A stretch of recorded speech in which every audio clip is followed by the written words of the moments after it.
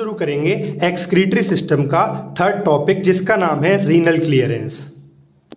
Renal clearance समझने से पहले इस बेसिक डायग्राम को समझते हैं। ये एक नेफ्रॉन के आसपास एक ब्लड सप्लाई का एक जनरल सा डायग्राम है।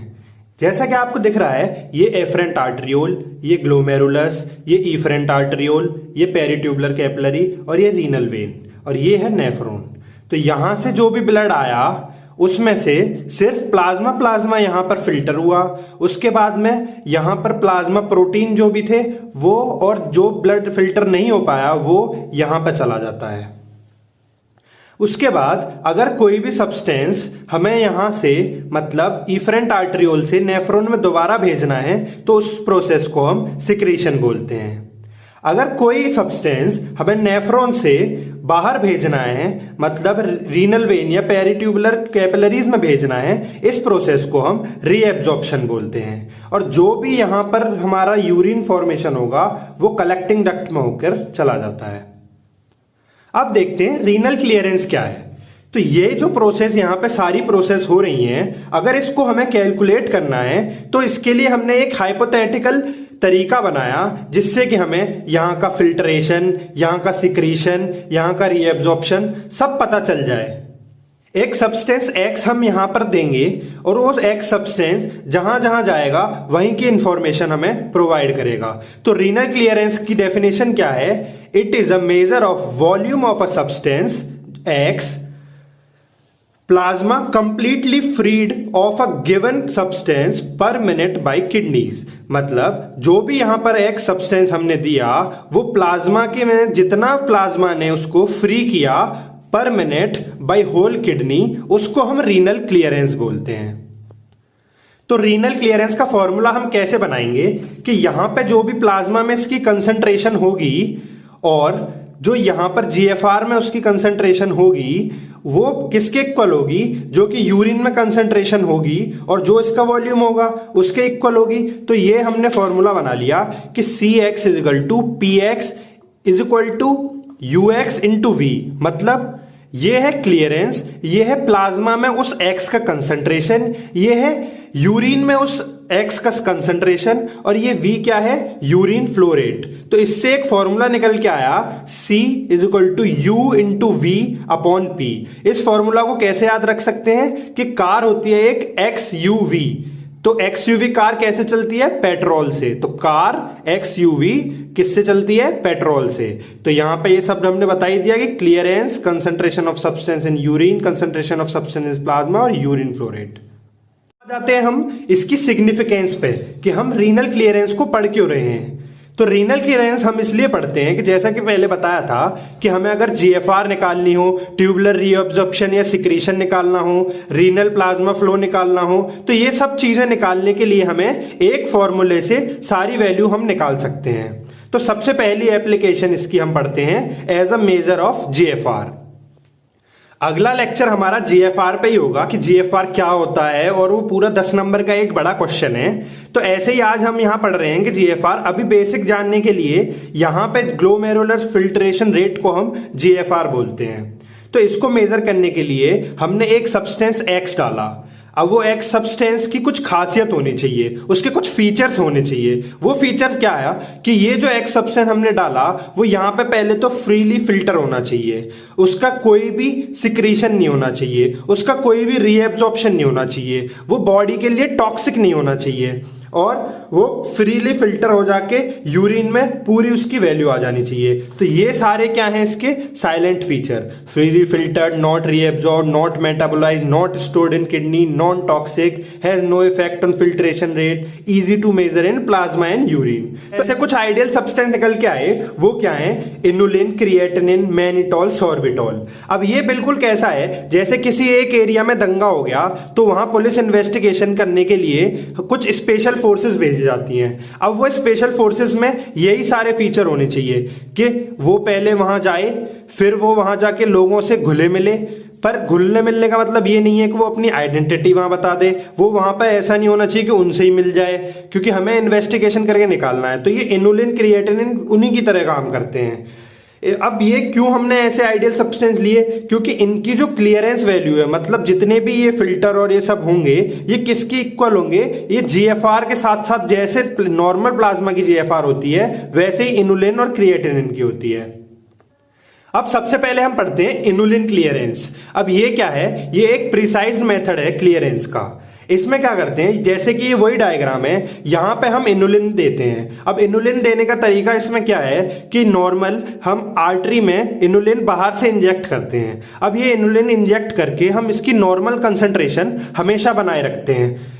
फिर यहां पे जैसे ही इनुलिन आ जाएगा, ये यहां आया और यहां पे आके ये क्या हुआ, फिल्टर हुआ, और ये फिल्टर जैसे ही हुआ ये टोटल फिल्टर होके यहां आ गया। ना तो ये यहां से सिक्रीट हुआ और ना ये यहां पर रीएब्जॉर्ब हुआ, तो ये आइडियल सब्सटेंस इसीलिए था। अब जो कि हमारा नॉर्मल फॉर्मूला हमारा क्लियरेंस का बना था, उसमें क्या था, amount filter is equal to amount excreted. तो अगर जीएफआर का फॉर्मूला वही कि एक्स यूवी कार, जो कि किससे चलती है, पेट्रोल से, तो यहां पे इसकी कंसंट्रेशन होती है 1 और यूरिन में कंसंट्रेशन होती है 125। अगर जब हम यहां पे वैल्यू रखते हैं तो जीएफआर की वैल्यू आ जाती है हमारी 125 ml पर मिनट। तो हमने इनुलिन की कंसंट्रेशन हमें पता ही थी और हमने जीएफआर निकाल लिया। तो जीएफआर निकालने का तरीका है इनुलिन क्लियरेंस। अब इसको हम इंडिकेटर की तरह भी यूज कर लेते हैं, क्योंकि प्लाज्मा कंसंट्रेशन में जो भी हमारा ये इनुलिन प्रेजेंट होगा वो बिल्कुल और जो सब्सटेंस प्लाज्मा प्रेजेंट होंगे उन्हीं की तरह फिल्टर होगा, उन्हीं की तरह एक्ट करेगा। तो ये एज ए इंडिकेटर काम करेगा। अब हम पढ़ते हैं दूसरे टाइप का क्लियरेंस जो हमने पढ़ा था, क्रिएटिनिन क्लियरेंस। अब इनुलिन था तो क्रिएटिनिन की क्या जरूरत पड़ी, क्योंकि इनुलिन जो हमें देना पड़ रहा था बाहर से।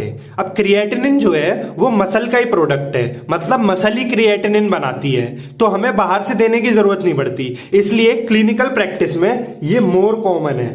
मतलब क्लिनिकल प्रैक्टिस में अगर क्लियरेंस निकालना होता है तो क्रिएटिनिन से ही निकालते हैं। अब इसका प्रोडक्शन और ब्रेकडाउन कांस्टेंट ही होगा, क्योंकि बॉडी में ही बन रहा है। जब हम बाहर से इनुलिन दे रहे थे तो उसको हमें कांस्टेंट रखना पड़ रहा था, तो ये बचाने के लिए हम क्रिएटिनिन क्लियरेंस यूज करते हैं। पढ़ते हैं क्लियरेंस की दूसरी एप्लीकेशन, जो क्या थी, ट्यूबुलर सिक्रीशन निकालने के लिए। अब ट्यूबुलर सिक्रीशन कैसे निकालेंगे, जैसा कि हमने यहां इस डायग्राम में देखा था कि ये जो था ये था सिक्रीशन।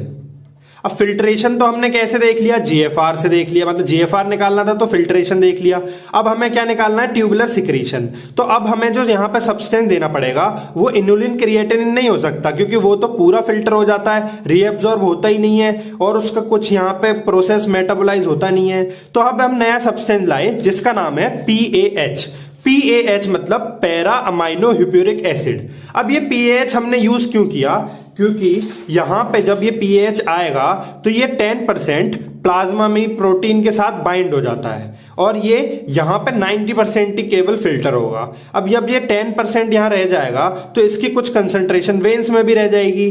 तो अब इसको हम एक दूसरे तरीके से देख सकते हैं कि हमने PAH यूज करके ट्यूबुलर सिक्रीशन निकाल लिया। और अब हम देखते हैं क्लियरेंस की तीसरी एप्लीकेशन, कि अगर हमें रीनल प्लाज्मा फ्लो या रीनल ब्लड फ्लो निकालना हो तो इसमें हम यूज करते हैं फिक्स प्रिंसिपल।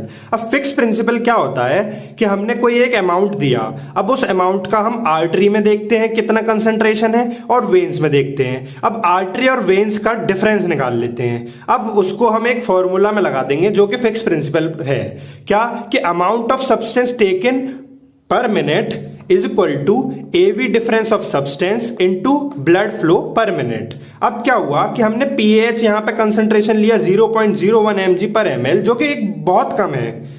तो ये कंसंट्रेशन पूरी फिल्टर हो जाएगी, 10% जो यहां रह रहा था वो नहीं रहेगा।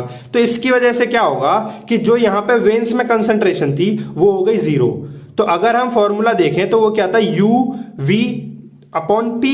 अब P क्या था, प्लाज्मा में कंसंट्रेशन, प्लाज्मा मतलब आर्टरी और वेन में। तो अब यहां वेन का हो गया 0, तो केवल फॉर्मूला क्या बच गया रीनल प्लाज्मा फ्लो का, कि UPAH into V upon artery में PAH का कंसंट्रेशन। तो ऐसे हम निकाल लेते हैं रीनल प्लाज्मा फ्लो।